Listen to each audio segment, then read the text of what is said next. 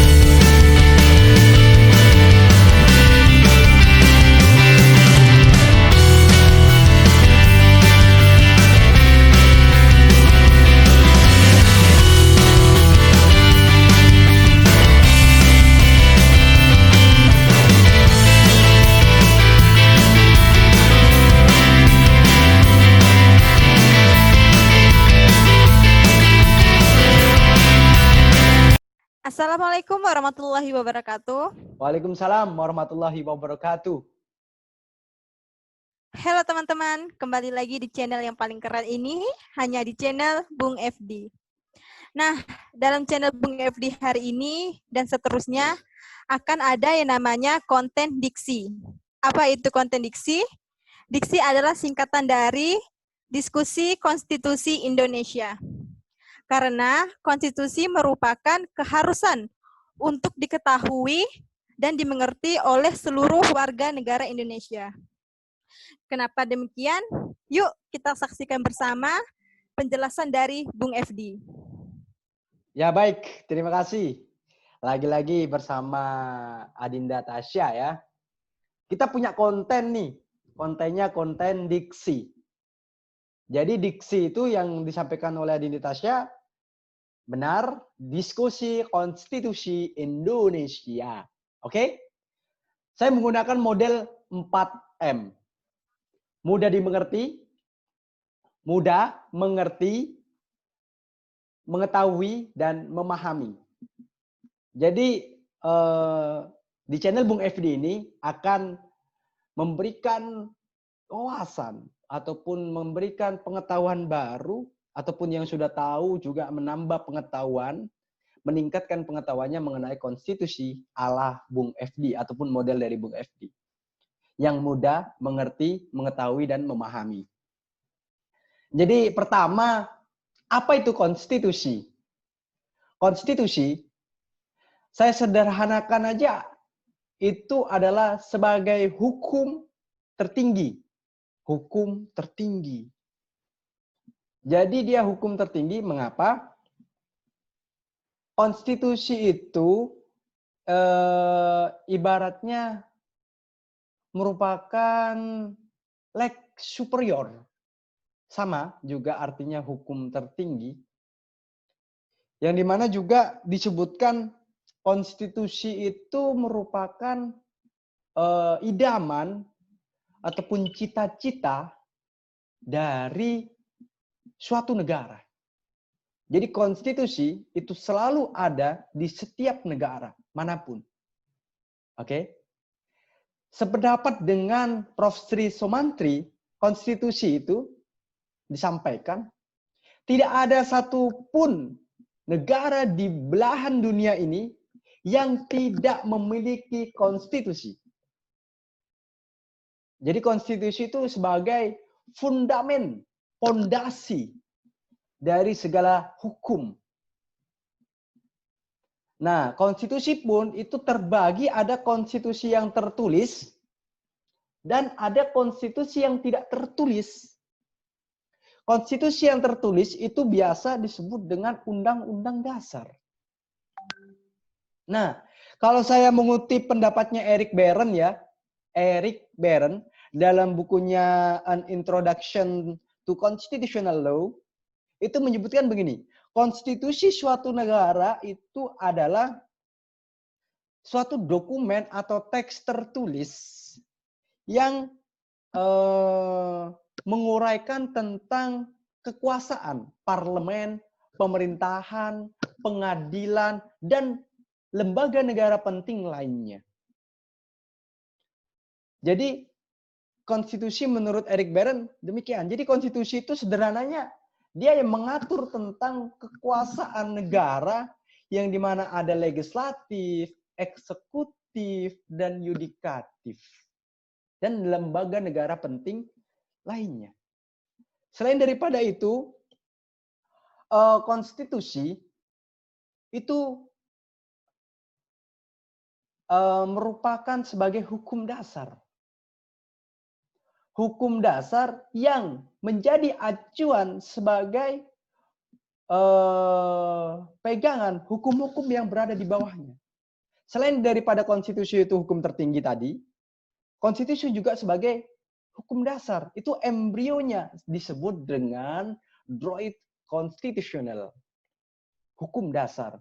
Atau kalau bahasanya Hans Kelsen itu Grundnorm, norma dasar. Jadi supaya mudah dimengerti, dipahami, dan diketahui oleh teman-teman semua, ada sebuah piramida, kita membahasnya Konstitusi Indonesia. Jadi piramida itu yang paling tertinggi di Indonesia itu adalah Undang-Undang Dasar Negara Republik Indonesia tahun 1945.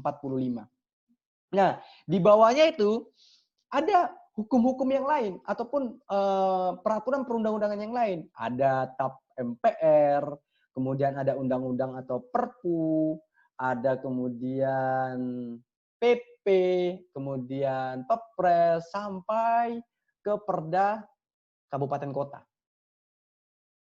Jadi konstitusi itu yang akan menjadi acuan ataupun hukum dasar yang dimana menaungi hukum-hukum yang di bawahnya. Nah, mengapa konstitusi itu perlu? Karena begini, konstitusi itu dibutuhkan karena menjadi sebuah sebuah pemberi pegangan ataupun pemberi batas sekaligus bagaimana kekuasaan negara itu dijalankan. Jadi saya sederhanakan, konstitusi itu sebagai rule of the games, aturan main dari suatu negara. Aturan mainnya di situ, di konstitusi, di Undang-Undang Dasar Negara Republik Indonesia tahun 1945. Karena kita konteksnya adalah diskusi konstitusi Indonesia. Nah, jadi konstitusi sekali lagi itu hukum tertinggi dan merupakan hukum dasar yang menjadi acuan dari hukum-hukum ataupun norma hukum yang berada di bawahnya, peraturan perundang-undangan lainnya. Jadi harus berpacuan pada hukum yang tertinggi tadi, yang menjadi hukum dasar. Jadi senada dengan teorinya Hans Kelsen, ada teori yang namanya Stufenbau Theory, jenjang norma hukum. Jadi norma hukum itu dia berlapis-lapis dan berjenjang-jenjang, yang dimana norma hukum yang berada di bawah itu bergantungkan diri kepada norma hukum yang di atasnya. Sehingga harus selalu selaras, tidak boleh menyimpang. Ada satu asas yang dimana ini penting dan bisa menjadi pegangan bagi teman-teman. Lex superiori derogat legi inferiori. Hukum yang tertinggi mengesampingkan hukum yang berada di bawahnya. Artinya tidak boleh menyimpang norma hukum yang berada di bawah itu. Harus berpacuan pada konstitusi Undang-Undang Dasar negara kita, Negara Republik Indonesia tahun 45. Nah, konstitusi itu memuat beberapa hal materi. Bisa disebut pendapatnya Steinberg ya, ada 3. 1, adanya jaminan hak asasi manusia dan warga negaranya. Jadi kita mengenai hak asasi kita sebagai warga negara itu ada jaminannya dan diatur dalam Undang-Undang Dasar Negara Republik Indonesia tahun 45. Kedua, itu mengenai materi susunan ketatanegaraan. Apa aja susunan-susunan ketatanegaraan kita? Seperti adanya lembaga tadi, legislatif, eksekutif, dan yudikatif, kemudian lembaga negara penting lainnya, itu bisa nanti kita pelajari bersama. Kemudian yang ketiga, adanya pembagian kekuasaan dan pembatasan kekuasaan. 3 hal itu menurut Steinbeck. Jadi materi muatan konstitusi 3 hal tersebut dan penting untuk diketahui oleh seluruh masyarakat Indonesia. Kita sebagai warga negara Indonesia juga harus tahu dan yang tahu memberikan sosialisasi terhadap yang belum tahu. Sehingga sama-sama mengetahui bahwasanya warga negara Indonesia wajib hukumnya mengetahui konstitusi. Nah, kalau bahasanya konstitusi itu sebenarnya itu lahir dari sebuah keinginan, cita-cita dari masyarakatnya. Jadi ditampung menjadi sebuah cita-cita negara, cita-cita bersama. Itu tertuang dalam Undang-Undang Dasar Negara Republik Indonesia tahun 1945. Nah, maka kita lihat bersama apa cita-cita negara ataupun tujuan negara kita, negara Republik Indonesia, kita bisa lihat di Undang-Undang Dasar Negara Republik Indonesia tahun 45 yang sebagai konstitusi di Indonesia ya. Saya akan share screen.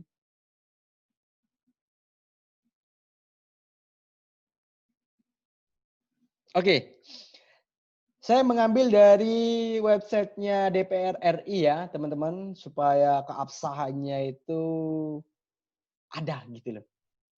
Nah, di alinea 4, di preambul, pembukaan Undang-Undang Dasar Negara Republik Indonesia tahun 1945 menyebutkan, kemudian daripada itu, untuk membentuk suatu pemerintahan negara Indonesia yang melindungi segenap bangsa Indonesia dan seluruh tumpah darah Indonesia, dan untuk memajukan kesejahteraan umum, mencerdaskan kehidupan bangsa, dan ikut melaksanakan ketertiban dunia yang berdasarkan kemerdekaan, perdamaian abadi, dan keadilan sosial, maka disusunlah kemerdekaan kebangsaan Indonesia itu dalam suatu undang-undang dasar negara Indonesia. Jadi ini cita-citanya ataupun tujuan negara kita. Jadi pertama, kita ambil poinnya, melindungi segenap bangsa Indonesia dan seluruh tumpah darah Indonesia. Kedua, memajukan kesejahteraan umum. Ketiga, mencerdaskan kehidupan bangsa. Dan keempat, ikut melaksanakan ketertiban dunia. Ini menjadi tujuan negara, menjadi cita-cita negara, cita-cita bersama kita selaku warga negara. Maka tercantum dalam preambul pembukaan Undang-Undang Dasar Negara Republik Indonesia tahun 45. Nah, nanti ini di diksi pertama kita mengenai apa itu konstitusi ya. Dan saya akan membuka ini tadi mengenai pembukaannya yang menjadi sebuah tujuan negara, tujuan bersama. Maka warga negara, sekali lagi, warga negara Indonesia, termasuk saya pribadi dan Adinda Tasya dan seluruh teman-teman viewers harus mengetahui ini. Nah, kemudian kalau saya mengutip pendapatnya Carl Schmitt, konstitusi itu diartikan dalam 4 pengertian, teman-teman. Yang pertama, konstitusi dalam arti absolut, itu ada 4 sub pengertian, yaitu poin A, konstitusi sebagai kesatuan organisasi negara. Kedua, konstitusi sebagai bentuk negara. Ketiga, konstitusi sebagai faktor integrasi, faktor penyatu. Kemudian konstitusi sebagai norma hukum dasar. Nah, menurut Carl Schmitt yang kedua, dalam pengertian konstitusi dalam pengertian relatif itu diartikan sebagai konstitusi itu sebagai tuntutan masyarakat. Kemudian yang ketiga, konstitusi dalam arti positif, itu konstitusi itu sebagai keputusan politik sebenarnya. Terus yang terakhir, konstitusi dalam arti ideal itu merupakan konstitusi sebagai idaman, cita-cita bersama dari suatu negara. Jadi itu menurut Carl Schmitt dalam bukunya yang berjudul Verfassung Schlerer. Nah, jadi teman-teman udah tahu apa itu konstitusi. Konstitusi itu hukum dasar, hukum tertinggi yang menaungi peraturan ataupun norma hukum yang berada di bawahnya. Dan juga di mana konstitusi itu memuat sebuah cita-cita negara, tujuan negara yang berasal ataupun bermuasal dari keinginan tuntutan masyarakat secara bersama. Dan juga materi muatannya tadi ada 3. Yang pertama adalah adanya jaminan hak asasi manusia dan warga negaranya. Yang kedua, adanya sebuah pembagian dan pembatasan kekuasaan. Dan yang ketiga, mengenai susunan ketatanegaraan Republik Indonesia. 3 materi muatan tersebut. Jadi teman-teman, di berikutnya kita akan membahas substansi dari konstitusi.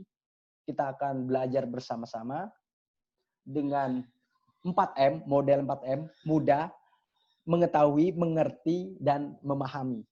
Jadi konstitusi itu tadi sudah kita ketahui apa itu konstitusi dan mengapa ataupun mengapa konstitusi itu harus ada di setiap negara. Karena itu tadi, sebagai pegangan, sebagai pemberi batas, supaya kita sebagai warga negara Indonesia yang mempercayakan kepada penyelenggara negara, dan penyelenggara negara tidak berbuat sewenang-wenangnya, tidak berbuat seenaknya saja. Maka dari itu adalah yang dinamakan dengan konstitusi yang di negara kita disebut sebagai Undang-Undang Dasar Negara Republik Indonesia tahun 1945. Nah, itu teman-teman sedikit pengantar untuk diksi pertama kita. Jadi apa itu konstitusi sudah kita ketahui dan mengapa harus ada konstitusi, karena penting konstitusi itu. Nah, untuk selanjutnya kita akan masuk kepada substansi konstitusi. Pembahasan substansi artinya isi-isinya apa aja yang akan dibungkus dalam konten diksi. Diskusi konstitusi Indonesia dengan model 4M. Mudah, mengetahui, mengerti, dan memahami. Oke? Dan ini menjadi kewajiban kita bersama, dan konten ini semoga dapat memberikan manfaat sekaligus sosialisasi yang bagi belum mengetahui, mengerti, dan paham, memahami. Maka di konten ini insya Allah channel Bung FD akan selalu konsisten memberikan wawasan mengenai konstitusi di negara kita, di Indonesia. Nah, mengenai sejarah, nanti teman-teman bisa buka sendiri ya. Kalau sejarah tinggal membaca saja. Tapi secara pemahaman substansi itu butuh penjelasan, butuh sebuah penjabaran karena supaya mudah untuk dipahami. Oke, itu Adinda Tasya, ini hanya awal ya diksi kita. Kurang lebihnya mohon maaf. Kalau ada komentar di diksi pertama silakan isi di kolom komentar ini ya, baik saran, kritik maupun pertanyaan. Saya kembalikan. Wassalamualaikum warahmatullahi wabarakatuh. Waalaikumsalam warahmatullahi wabarakatuh. Oke, baik. Terima kasih Bung atas penyampaiannya. Nah, itu tadi penyampaian dari Bung FD tadi. Semoga apa yang telah disampaikan tadi ada manfaatnya buat kita semua. Bagi teman-teman, jangan lupa kritik dan sarannya di kolom komentar. Dan bagi yang ingin bertanya, silakan tulis pertanyaannya di kolom komentar. Mungkin untuk diskusi pada hari ini itu dulu. Nanti akan ada lanjutannya di channel Bung FD. Tetap pantengin terus channel Bung FD. Semoga ada barokah buat kita semua. Oke, saya tutupi. Wabillahi hidayah. Wassalamualaikum warahmatullahi wabarakatuh. See you. Waalaikumsalam warahmatullahi wabarakatuh. See you next time.